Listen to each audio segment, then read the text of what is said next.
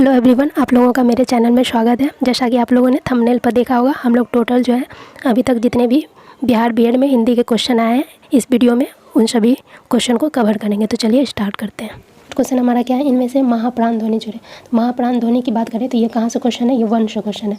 जब वर्ण की टोटल संख्या कितनी होती है, 52 होती है। इसमें जो है 11 हो जाते हैं कौन से, स्वर्ण वर्ण, और जो 39 हो जाते हैं वो हो जाते हैं व्यंजन वर्ण। तो स्वर वर्ण में कौन कौन सा आएगा, ओ आ ई हट सही, ये सब जो है स्वर वर्ण में आते हैं। और क ख ग घ छ छ ये सब जो है ये आते हैं व्यंजन वर्ण में, ठीक है। और 11 + 39 इसको जोड़ने पे जो 52 नहीं पड़ता, दो घटते हैं, दो कौन सा हो जाता है, अयोग वाह, ठीक है। तो अयोग वाह में ही में कौन कौन से आते हैं, अंग और अ, इनका जो मेल जो है ना ही स्वर के साथ होता है ना ही व्यंजन के साथ होता है, ठीक है। और बात करें महाप्राण की, तो व्यंजन का ही एक टाइप होता है कौन सा, उच्चारण में लगने वाले समय के आधार पर। तो उच्चारण में जो लगने वाले समय के आधार पर कौन कौन से हो जाते हैं, एक तो अल्पप्राण और दूसरा हो जाता है महाप्राण। तो अल्पप्राण की बात करें तो इसमें कौन कौन सा, 1, 3, 5, ठीक है। और महाप्राण की बात करें तो 2 और 4। तो अब देखते हैं ऑप्शन को जो है ये कौन से वर्ग में आता है। क की बात करें तो ये इसकी संख्या ये जो आएगी 1 आएगी। ख की बात करें तो ख 2 में आता है। तो हमारा यहाँ ऑप्शन क्या हो जाएगा, 2 हो जाएगा, क्योंकि महाप्राण में 2 और 4 की बात। 3 ग की बात करें तो ये 3 है। और ब की बात करें तो प फ ब ये भी 3 पर आता है। तो ये क ग और ब ये क्या हो जाएंगे, तो अल्पप्राण हो जाएंगे, ठीक है। अगला क्वेश्चन देखते हैं। अगला क्वेश्चन है, दिए गए रिक्त स्थान पर उचित चिन्ह चुनें। तो यहाँ पे है, ये क्वेश्चन है विराम चिन्ह से। तो विराम चिन्ह की बात करें तो टोटल कितनी होती है, कामता प्रसाद ने विराम चिन्ह की संख्या कितनी बताई है, तो टोटल 20 बताई है, ठीक है। तो अगर इसकी बात करें तो इसको क्या हाइफन कहा जाता है, इंग्लिश में हाइफन, और हिंदी में क्या कहा जाता है, तो योजक चिन्ह, ठीक है। जैसे कि माता पिता, खाना, भाई बहन, खाना पीना, ये सब में आप हाइफन लगाते हो, ठीक है, बीच में।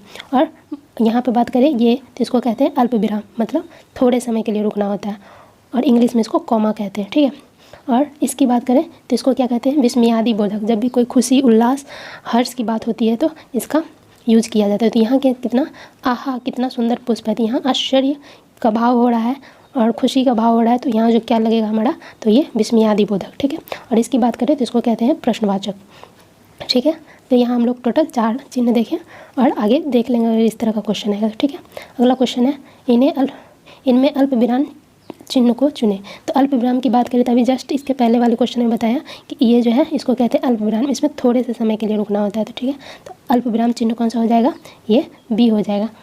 अगर इसकी बात करें तो इसको क्या कहते हैं, अर्धविराम, मतलब अल्प विराम से थोड़ा ज़्यादा समय के लिए रुकना होता है, ठीक है। अर्धविराम ये क्या हो गया, ये विस्मयादि बोधक, और इसको क्या कहते हैं, पूर्ण विराम, ठीक है। जब भी कोई वाक्य की समाप्ति होती है तो हम क्या लगाते हैं, वहाँ पूर्ण विराम लगाते हैं। तो यहाँ जो है अल्प विराम चिन्ह को पहचाने तो ये हो जाएगा बी। अगला क्वेश्चन है, चौपाई के प्रत्येक चरण में कितनी मात्राएँ होती हैं। चौपाई के प्रत्येक चरण में जो है वो 16 मात्राएँ होती हैं, ठीक है। अगला क्वेश्चन है, रामचरितमानस की रचना शैली क्या है। तो रामचरितमानस की जो रचना शैली है वो क्या है, दोहा चौपाई शैली, ठीक है। अगला क्वेश्चन क्या है हमारा, संस्कार शब्द में किस उपसर्ग का प्रयोग किया गया है। तो उपसर्ग की बात करें तो यह क्या होते हैं, यह वह शब्द होते हैं, यह क्या करते हैं, शब्दांश, कोई भी शब्दांश के पहले या फिर प्रारंभ में, पहले नहीं बोलना है, प्रारंभ में बोलना है, प्रारंभ में लगकर जो है उस शब्द से जुड़कर उसका अर्थ, उसकी अर्थ में विशेषता ला देते हैं या फिर उसका अर्थ बदल देते हैं, ठीक है। तो अगर उपसर्ग की बात करें तो इसकी संख्या कितनी है, हिंदी में जो है उपसर्ग की संख्या टोटल 10 है। और संस्कृत में बात करें, संस्कृत में उपसर्ग की संख्या कितनी हो जाती है, 22 हो जाती है। तो यहाँ हमसे क्या क्वेश्चन किया गया है कि संस्कार शब्द में किस उपसर्ग का प्रयोग किया गया, तो वो सम उपसर्ग का प्रयोग किया गया है। सम उपसर्ग का प्रयोग करके और कौन सा बन सकता है, तो संतोष, ठीक है, संतोष, और क्या हो जाता है, संबंध, ये सब जो है में सम उपसर्ग का प्रयोग किया गया, ठीक है। अगला क्वेश्चन क्या है हमारा, इनमें से कौन सा शब्द तद्भव है। अगर आप शब्द की बात करो तो शब्द को जो है 2 पार्ट में डिवाइड किया गया, ठीक है। एक कौन सा हो गया, शब्द, दूसरा क्या हो गया, शब्द रचना। तो शब्द की बात करें तो ये 4 टाइप इसके हो जाते हैं। कौन सा, एक व्युत्पत्ति के आधार पर जो है इसकी संख्या कितनी हो जाती है, 3। कौन सी, रूढ़, यौगिक, योग रूढ़। और दूसरा जो है उत्पत्ति के आधार पर, तो इसकी उत्पत्ति के आधार पर संख्या कितनी होती है, 5 होती है। कौन सी हो जाती है, तो तत्सम, तद्भव, देशज, विदेशज और संकर। तो हमसे यहाँ तद्भव का क्वेश्चन पूछा गया है। तो तद्भव क्या होता है कि संस्कृत भाषा से उत्पन्न हुआ, ठीक है। जैसे कि संस्कृत में अक्षी, ठीक है, और इसका हिंदी में क्या हो जाएगा आँख। तो ये जो आँख जो शब्द हुआ वो क्या हुआ, वो हमारा तद्भव हुआ, ठीक है। तो यहाँ पे हम जो है चतुर्दश, ये भी संस्कृत है, चतुर्थी और चतुर्थ ये तीनों संस्कृत, मतलब ये तीनों जो है आपके क्या हो जाएंगे, तो तत्सम हो जाएंगे। लेकिन 14 जो है यहाँ पे ये क्या है, ये तद्भव है, ठीक है। अगला क्वेश्चन क्या है, निम्नलिखित विकल्प में से तत्सम शब्द को चुनें। तो तत्सम शब्द क्या हो गया कि संस्कृत के वर्ड, ठीक है। तो यहाँ क्या हो जाएगा हमारा आंसर ओज, क्योंकि आम का आम, कपूर और हंसी ये तीनों क्या हो गया, ये तद्भव हो गए, ठीक है। अगला क्वेश्चन है, इनमें मूर्धन्य व्यंजन कौन सा है। मूर्धन्य व्यंजन की बात करें, व्यंजन स्वर तंत्रियों के आधार पर जो है व्यंजन की संख्या कितनी हो जाती है, तो 10 हो जाती है। कौन कौन सा, पहला है कंठ, दूसरा तालव्य, तीसरा मूर्धन्य, उसके बाद दांत, होठ और फिर दंतोष्ठ, और कौन से हो जाते हैं, स्वर तंत्रियाँ और नाक, और फिर कंठ तालव्य और कंठ ओष्ठ, ये टोटल 10 हो जाते हैं, ठीक है। तो बात करें गौ की, मतलब टोटल जो क वर्ग जो आता है, क वर्ग वो कंठ से बोला जाता है। यह क ख ग घ, तो ग घ जो है ये क्या हो जाएगा, कंठ। उसके बाद ज झ, और क वर्ग कंठ से, च वर्ग तालव्य से, और ट वर्ग मूर्धन्य से, और त वर्ग जो है वो त वर्ग किससे बोला जाता है, तो दांत से, और इसका उच्चारण जो है दांत से होता है। और ओठ की बात करें तो प वर्ग, ठीक है। तो यहाँ पे हमसे क्या बोले, मूर्धन्य की बात किया जा रहा है, तो ट वर्ग जो आएगा, कौन कौन सा, ट ठ ड ढ न, तो हमारा आंसर ये बनेगा। जो झ की बात करें तो ये क्या हो जाएगा, तालव्य, और प फ की बात करें तो ये हो जाएगा ओठ, ठीक। अगला क्वेश्चन क्या है हमारा, निम्नलिखित में से किस शब्द में उपसर्ग है। तो उपसर्ग अभी देखते हैं ऑप्शन में, पहला क्या है दशक, दूसरा है पराजय, तीसरा लालिमा, फिर कारगर।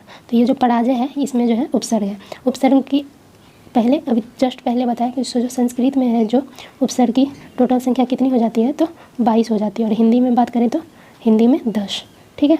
तो ये जो है प्र, प्रा, पड़ा, अप और अनु, अब ये सब जो है क्या हो गया, ये संस्कृत के उपसर्ग हो जाते हैं, ठीक है। तो इसमें जो है अब पड़ा आया, जय में पराजय, ठीक है। जय मतलब क्या होता है, उसके आगे अगर पड़ा लग गया तो मतलब हार हो गई, पराजय, ठीक है। अगला क्वेश्चन देखते हैं, अपने हाथ से स्वयं काम करो वाक्य का शुद्ध रूप चुनें। तो इस वाक्य का शुद्ध रूप क्या है अपना काम स्वयं करो, तो ये जो है इसका शुद्ध रूप हो जाएगा, ठीक है। अगला क्वेश्चन क्या है कि बहुवचन में चिड़िया शब्द क्या होता है। तो बहुवचन क्या हो जाएगा, चिड़िया का बहुवचन, तो वो चिड़िया हो जाएगा, ठीक है। अगला क्वेश्चन देखते हैं, भाषा की सबसे छोटी इकाई क्या है। तो भाषा या ध्वनि, ये दोनों की जो सबसे छोटी इकाई हो जाती है वो कौन सी हो जाती है, वर्ण हो जाती है। स्वर की बात करें तो स्वर का जो उच्चारण होता है वो स्वतंत्र रूप से होता है, ठीक है, स्वतंत्र उच्चारण होता है। और व्यंजन की बात करें तो व्यंजन क्या होता है, इसका जो उच्चारण होता है वो स्वर वर्ण की सहायता से होता है, इसका उच्चारण स्वर वर्ण की सहायता से। जैसे कि आप क बोलोगे तो आप क बोल ही नहीं पाओगे, उसमें अ की ध्वनि छुपी हुई रहती है, ठीक है। और अगला क्वेश्चन देखते हैं, दारा का अर्थ क्या है। तो दारा का जो अर्थ है वो क्या है, पत्नी हो जाएगा, ठीक है। ये तो याद करने वाली चीज़ है, ठीक है। तो हमारा एक सेट खत्म हो चुका है, वो 2020 के क्वेश्चन थे। अब जो है हम लोग 2019 के क्वेश्चन को करेंगे, ठीक है। तो फर्स्ट क्वेश्चन क्या है हमारा, दो वर्णों के मेल से उत्पन्न विकार को क्या कहते हैं। तो दो वर्णों के मेल से जो विकार उत्पन्न होते हैं उसको क्या कहते हैं, संधि। किस तरह से, जैसे कि एक एग्जाम्पल लेते हैं, शिवांश, शिव प्लस अंश, ऐसे ही ना संधि होता है। तो इसमें आप क्या करते हो, ये और ये दो वर्ण को लेते हो, तो वो क्या हो गया, इसमें जो ये क्या हो गया, व्यंजन वर्ण हो गया। तो व्यंजन वर्ण के बारे में क्या बताया कि इसमें जो स्वर की ध्वनि छुपी हुई थी, तो इसमें क्या हो गया ओ, और इससे क्या आ गया अ प्लस ओ, तो मिलकर दोनों क्या बनते हैं आ। जब आप संधि के प्रकार पढ़ोगे, जैसे कि स्वर संधि, व्यंजन संधि, विसर्ग संधि, उसमें भी स्वर संधि के भी 5 प्रकार होते थे। जब वो पढ़ोगे आप तब आपको पता चलेगा कि ओ प्लस ओ जो मिलके होते हैं वो आ होते हैं। तो शिव प्लस अंश क्या हो जाएगा, शिवांश। तो इसमें क्या हो गया, ये ओ और ओ, ये क्या हो गया, ये वर्ण ही तो है, तो इसमें क्या हो गया, वर्ण का मेल हुआ, ठीक है। अगला क्वेश्चन है, समास शब्द का अर्थ है। समास का जो अर्थ है वो क्या होता है, समास में जो है दो शब्दों का मेल होता है, दो शब्दों का मेल होता है। कैसे, एग्जाम्पल लिख लेते हैं। एग्जाम्पल क्या हो गया, जैसे कि एग्जाम्पल में राजकुमार,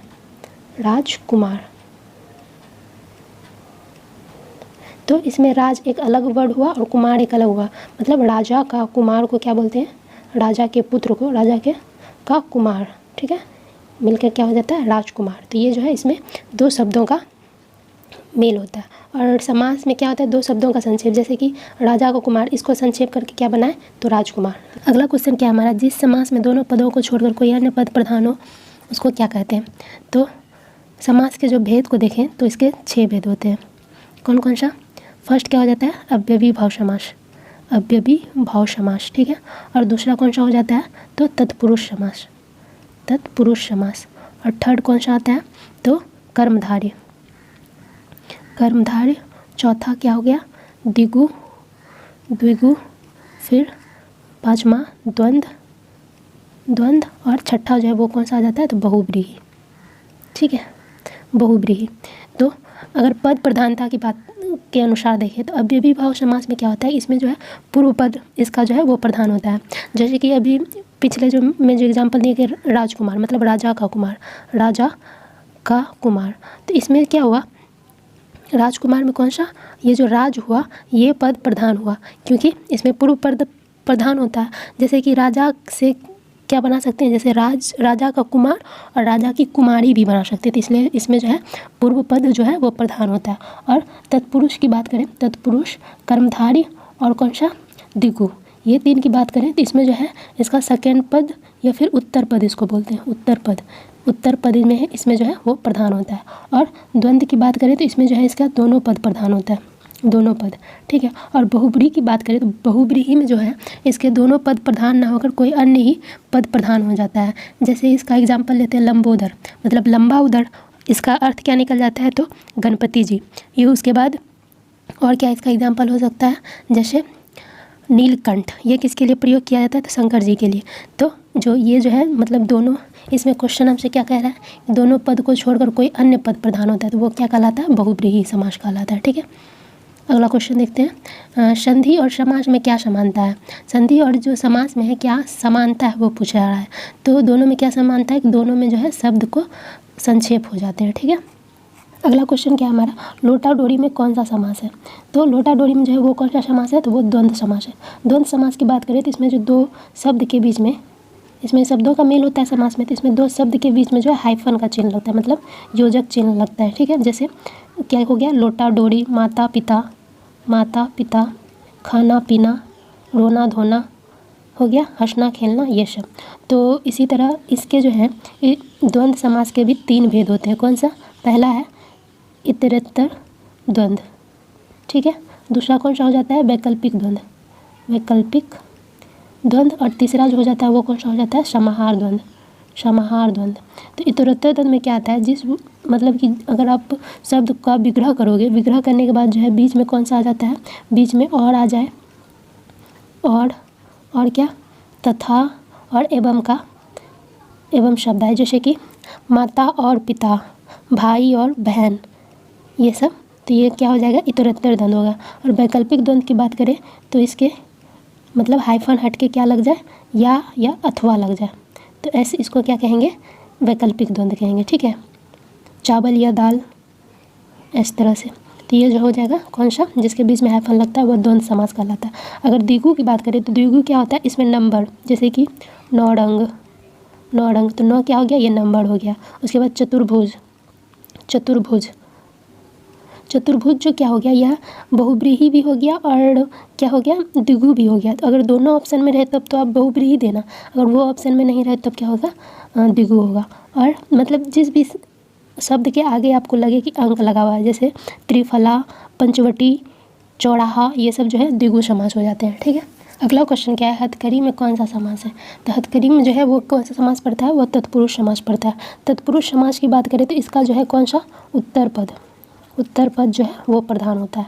और तत्पुरुष समास को आप कैसे पहचानोगे, तो इसके जो है इसका विग्रह करने पर आपको कारक चिन्ह पर, विग्रह करने पे जो है आपको कारक चिन्ह प्राप्त होगा, ठीक है, कारक चिन्ह। और जो उसके आधार पे बात करें तो इसके जो है वो 6 भेद हो जाते हैं, 6 भेद।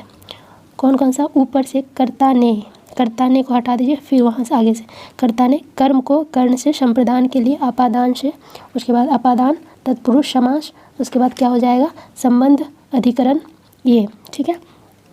तो हथकड़ी कैसे हो गया, ये क्या होता है, अब इसका आप विग्रह कीजिए, मतलब हाथ की कड़ी, तो की आया तो ये क्या हो गया, तत्पुरुष समास हो गया। ठीक है, और कौन सा तत्पुरुष समास हुआ, तो संबंध तत्पुरुष समास। संबंध में है ना, काके की नाने नी रारे री, तो वैसे संबंध तत्पुरुष समास हो जाएगा ये।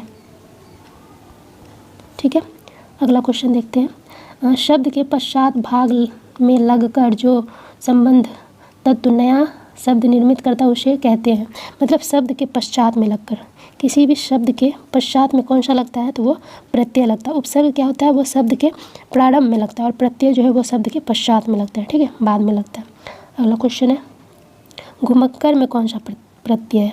घुमक्कर में प्रत्यय की बात करें तो वो कौन सा प्रत्यय है, अक्कर प्रत्यय है। ठीक है, अगला क्वेश्चन है, कवि बिहारी लाल किस रस के कवि हैं।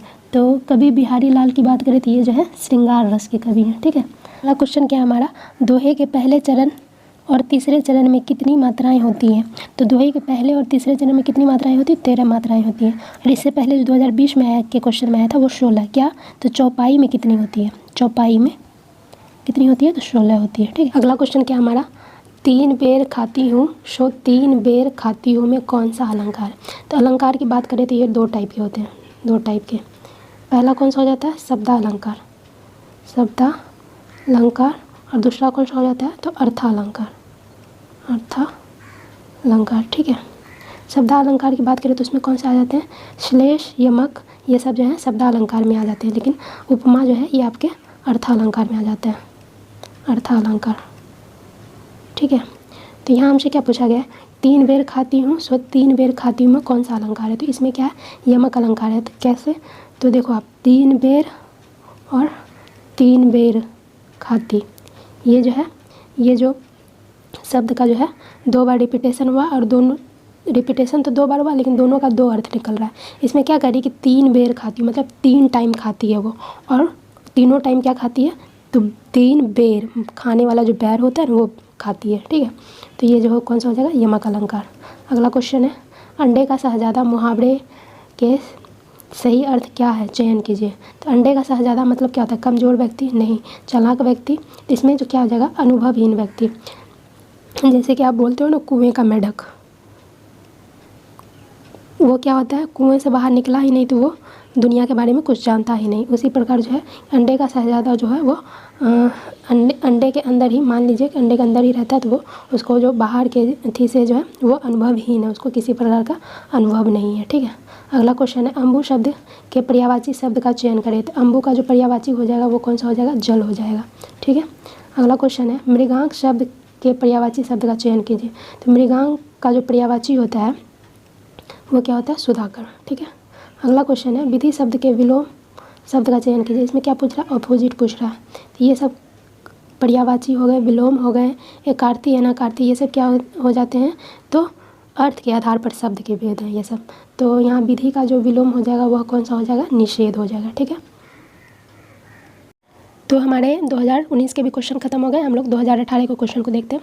अगला क्वेश्चन क्या है, देशभक्त किस तत्पुरुष का उदाहरण है। तो तत्पुरुष की बात करें तो ये किसका भेद हो जाता है, तो ये समास के भेद हो जाते हैं। समास के टोटल कितने भेद थे, 6 भेद, उसी में से एक है तत्पुरुष समास। और तत्पुरुष समास की बात करें तो इसके भी भेद होते हैं। ठीक है, तत्पुरुष समास की पहचान कैसे होती है, इसका विग्रह करने पे हमें क्या प्राप्त होता है, तो हमें कारक चिन्ह प्राप्त होते हैं। कारक की बात करें तो ये 8 होते हैं, कर्ता ने कर्म को कर्ण से। तो तत्पुरुष समास के जो है वो 6 भेद हो जाते हैं। ऊपर से कर्ता कारक, कर्ता कारक, और नीचे से लास्ट में कौन आ जाता है, संबोधन, संबोधन। ठीक है, ये दोनों को हटाकर बाकी जो बचते हैं बीच वाले, उन सबको जो है क्या, तत्पुरुष समास के वो सब भेद हो जाते हैं। कौन कौन से, कर्म, करण, संप्रदान, अपादान, ये सब। ठीक है, तो बात करें अभी संबंध तत्पुरुष समास की, तो ये इसमें क्या हो जाएगा, जैसे राडेरी, इसका कारक चिन्ह क्या होगा, राडेरी, नानेनी। और करण तत्पुरुष की बात करें तो इसके जो कारक चिन्ह हो जाते हैं वो कौन से हो जाते हैं, तो से या के द्वारा, से या के द्वारा। ठीक है, जैसे रेल से, गाड़ी से, मतलब किसी साधन की बात होती है इसमें। और यहाँ पे हमारा क्वेश्चन क्या पूछ रहा है कि देशभक्त किस तत्पुरुष समास का उदाहरण है। देशभक्त जो है वो किसका है, संप्रदान तत्पुरुष का उदाहरण है। जैसे देश के लिए भक्ति, देश के लिए भक्ति। ठीक है, तो संप्रदान में के कारक चिन्ह क्या हो जाते हैं, के लिए। ठीक है, अगला क्वेश्चन क्या है हमारा, पवन में कौन सी संधि है। तो संधि की बात करें तो इसमें क्या हो रहा था, दो वर्णों का मेल हो रहा था। दो वर्णों के मेल से जो विकार उत्पन्न होते हैं उसको क्या कहते हैं, संधि कहते हैं। और इसके टाइप्स की बात करें तो संधि के कितने टाइप होते हैं, तो 3 टाइप होते हैं। कौन कौन से, एक होता है स्वर संधि। स्वर संधि इसमें क्या होता है, ये धन, इसको क्या कहते हैं, धन। धन के पहले क्या हो, स्वर हो, और धन के बाद भी स्वर हो, तो वो क्या कहलाएंगे, स्वर संधि। और व्यंजन, दूसरा क्या होता है, व्यंजन संधि। व्यंजन संधि, तो इसमें क्या होता है कि स्वर के बाद स्वर या फिर व्यंजन प्लस मतलब धन, उसके बाद क्या हो, व्यंजन हो या फिर स्वर हो, तो वो क्या कहलाएंगे, व्यंजन संधि। और तीसरा टाइप क्या होता है, विसर्ग संधि।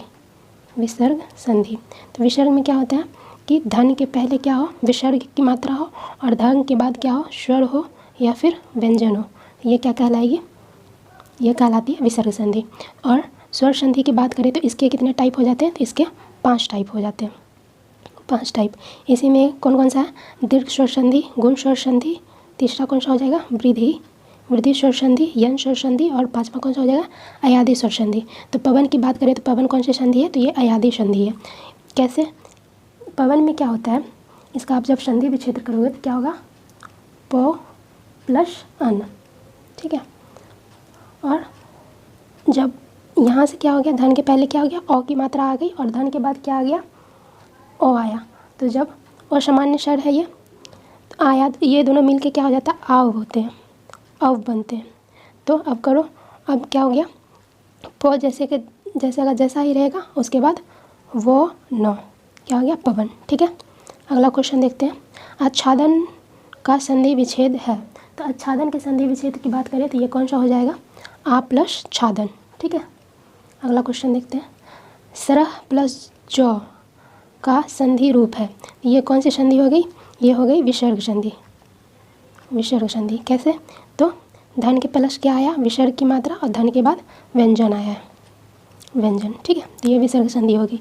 और इसका जो होगा क्या हो जाएगा, तो वो हो जाएगा सरोज, ठीक है। अगला क्वेश्चन है, नमस्ते का संधि विच्छेद है। तो नमस्ते का संधि विच्छेद क्या होगा, नमः जोड़ ते, ठीक है।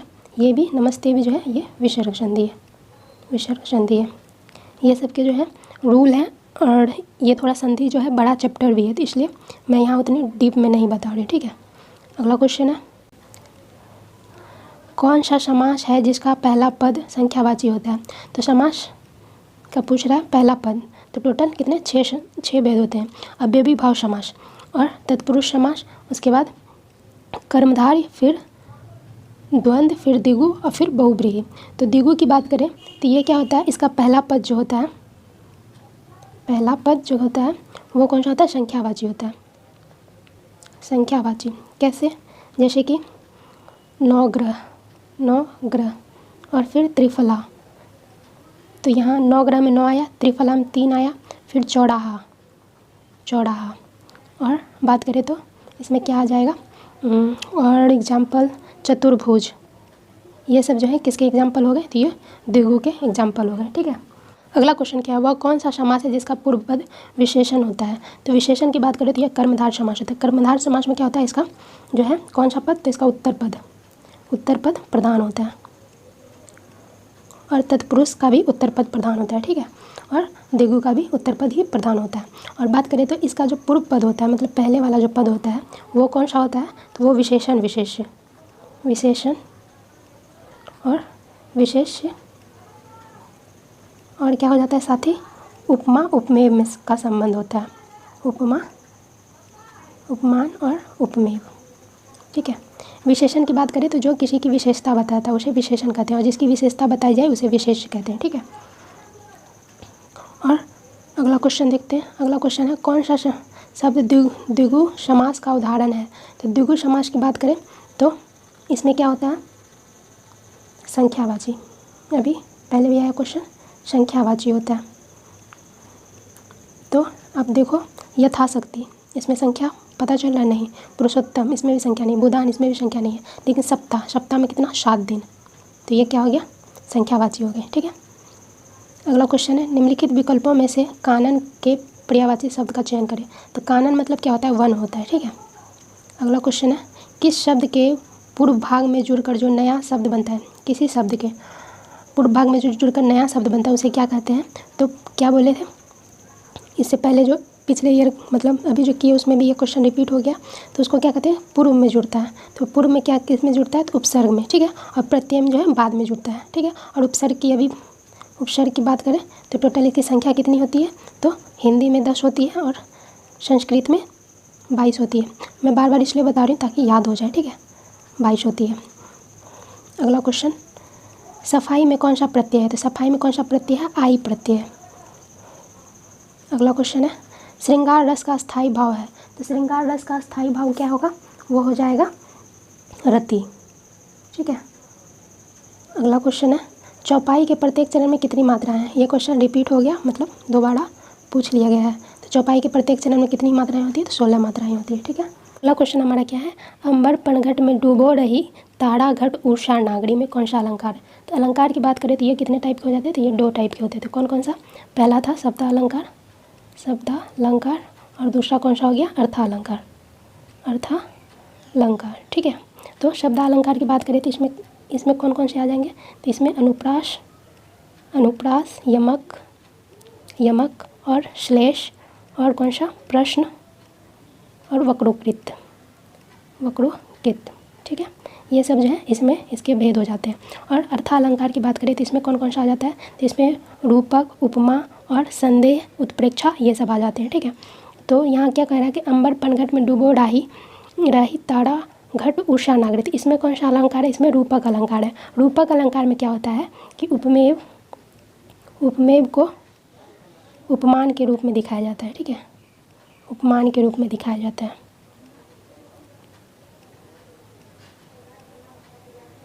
ठीक है। और बात करें यमक अलंकार की तो इसमें क्या होता है? एक ही शब्द एक से अधिक बार दोहराया जाता है और उसमें क्या होता है कि दोनों शब्द के जो है अलग अलग अर्थ निकलते हैं। जैसे काली घटा का घमंड घटा, मतलब काली घटा का घमंड घटा, दोनों तो एक ही है, काली घटा और घमंड घटा। घटा घटा जो है ये 2 बार आ गया। तो लेकिन जो यहाँ एक बार घटा का क्या अर्थ होगा? बादल होगा। दूसरा बार घटा का अर्थ क्या होगा? मतलब घटना, डिक्रीज होना, ठीक है। अगला क्वेश्चन देखते हैं, निम्नलिखित लोकोक्ति के सही अर्थ का चयन कीजिए। काठ की हांडी बार बार नहीं चढ़ती, क्या हो जाएगा? बुरे दिन हमेशा नहीं रहते। लकड़ी का बर्तन आग में जल सकता है, ये तो होगा ही नहीं। छल कपट का व्यवहार हमेशा नहीं चलता, तो यही होगा कि जो है छल कपट का व्यवहार जो है हमेशा आप किसी के साथ नहीं कर सकते, ठीक है। तो ये अब हम लोग जो है 2016 के क्वेश्चन को देखेंगे, ठीक है। अगला क्वेश्चन क्या है कि भाषा की लघुत्तम इकाई क्या है? तो भाषा की अगर बात करें, भाषा या फिर ध्वनि, ये दोनों की लघुत्तम इकाई क्या हो जाएगी? तो वर्ण हो जाएगी। ये भी क्वेश्चन रिपीट हो गया है, ठीक है। अगला क्वेश्चन है, जीतने की इच्छा रखने वाला इस कथन के लिए कौन सा शब्द उचित है? तो जो जीतने की इच्छा रखता है उसको क्या कहते हैं? जिज्ञासु। और जिज्ञासु की बात करें तो ये मतलब किसी भी चीज़ को जानने के लिए जो उत्सुक रहता है उसको कहते हैं जिज्ञासु, ठीक है। अगला क्वेश्चन हमारा क्या है, आधुनिक भारतीय भाषाओं का विकास किससे हुआ है? तो हम भाषा की बात करें तो भाषा का विकास कहाँ से हुआ है?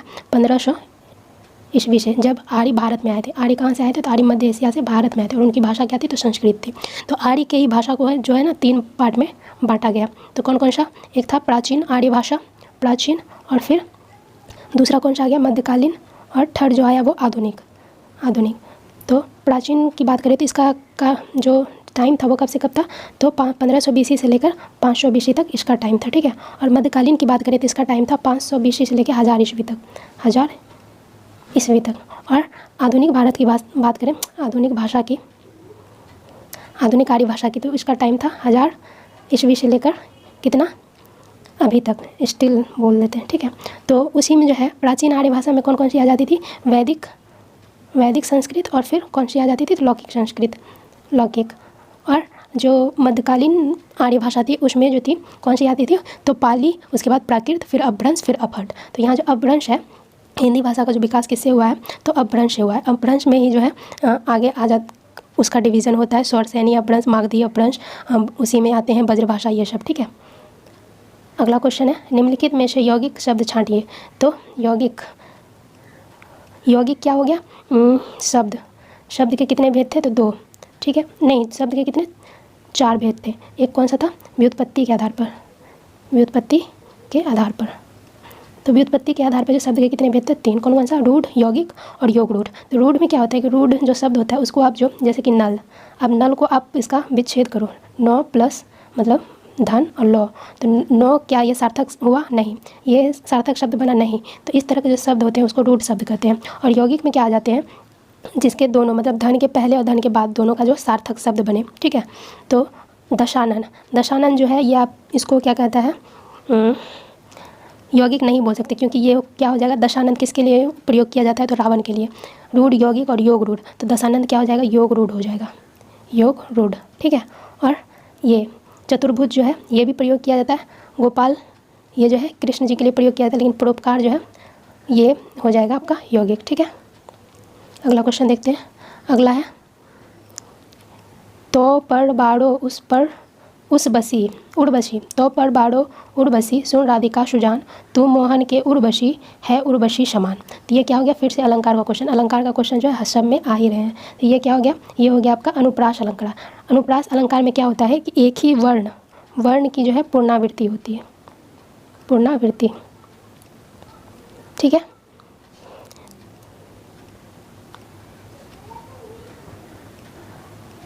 यहाँ देख लो आप, बो फिर कौन सा? शौ और शुकर, ठीक है। तो इस तरह से जो आएंगे उसको कहेंगे अनुप्रास अलंकार। अगला क्वेश्चन है मेरी भव बाधा हरो राधा नागरी सोई, जातन की छाई पड़े श्याम हरित दूती होई। तो ये भी जो है इस पंक्ति के रचयिता कौन है? तो इसमें जो है रचयिता पूछा गया है। तो इसके जो रचयिता हो जाएंगे वो कौन से हो जाएंगे? बिहारी लाल हो जाएंगे, ठीक है। अगला क्वेश्चन है स्वस्ति पत्रिका के संपादक कौन थे? तो ये सब क्वेश्चन जो मैंने जब जीके का करवाया था प्रीवियस ईयर क्वेश्चन में, तो ये सब मैंने उस टाइम भी बता दिया था, लेकिन अभी जब बता रही हूँ तो मैं इसको सारा लेकर ही चल रही हूँ। तो स्वस्ति पत्रिका के जो संपादक थे वो कौन से थे? महावीर प्रसाद द्विवेदी, ठीक है। अगला क्वेश्चन है निम्नलिखित में से कौन सा वाक्य शुद्ध है? तो उसने ना खुद करा है ना किसी को कराया है।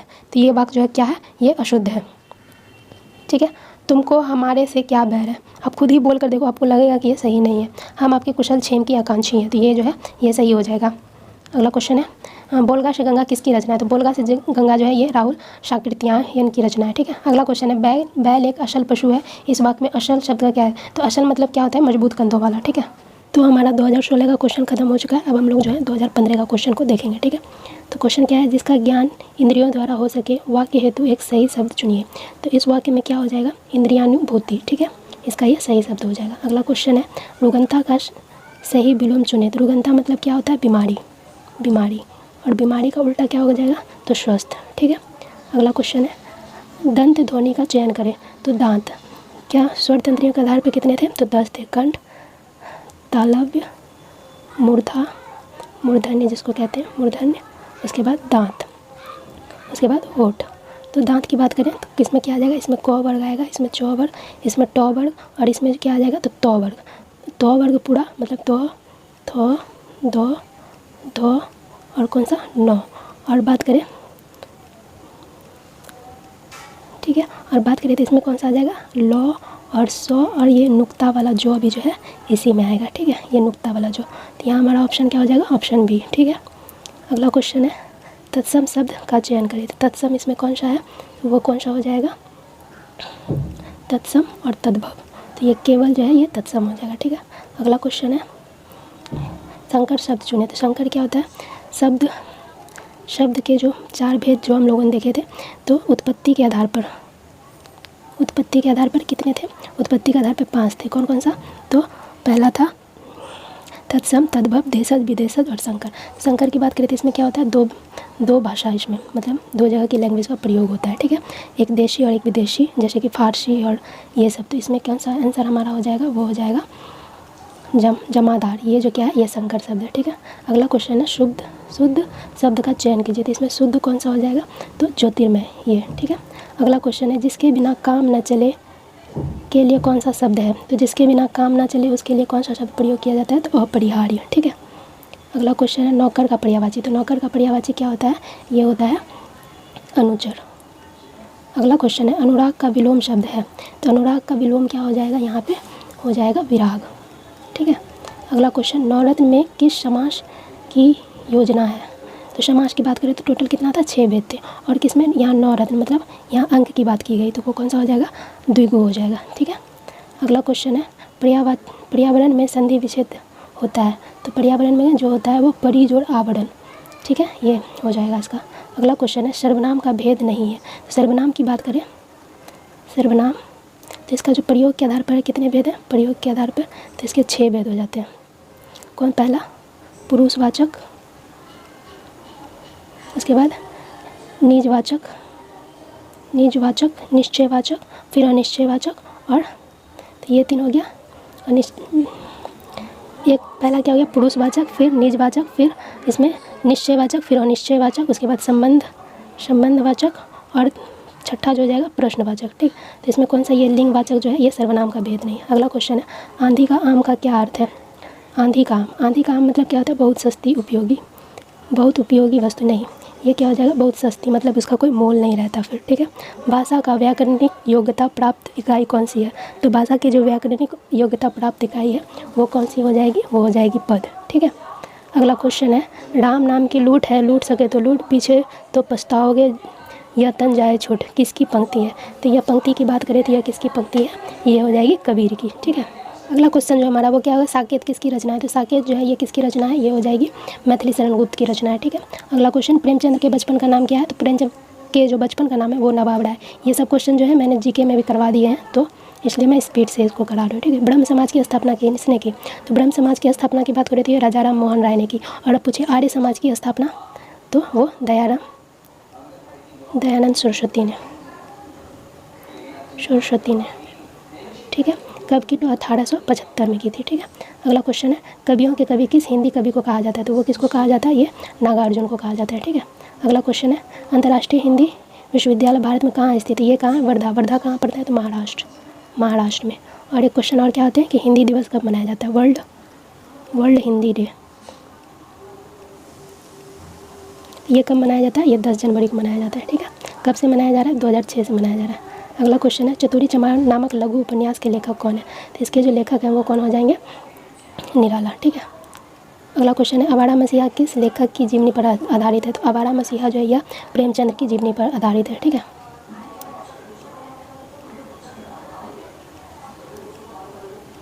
अगला क्वेश्चन है, नागार्जुन का असली नाम क्या है? तो नागार्जुन का जो असली नाम है वो क्या है? वैद्यनाथ मिश्र। ठीक है, और अगला क्वेश्चन है, बहरा सो गहरा कहावत का सही अर्थ क्या होगा? तो बहरा सो गहरा मतलब क्या होता है? सुनने में गंभीरता, ये हो जाएगा। ठीक है, तो यहाँ हमारे सारे क्वेश्चन 5 साल के क्वेश्चन कंप्लीट हो गए। और वीडियो कैसा लगा ये ज़रूर बताइएगा, और चैनल को सब्सक्राइब कर लीजिएगा और वीडियो को लाइक कर दीजिएगा। ठीक है।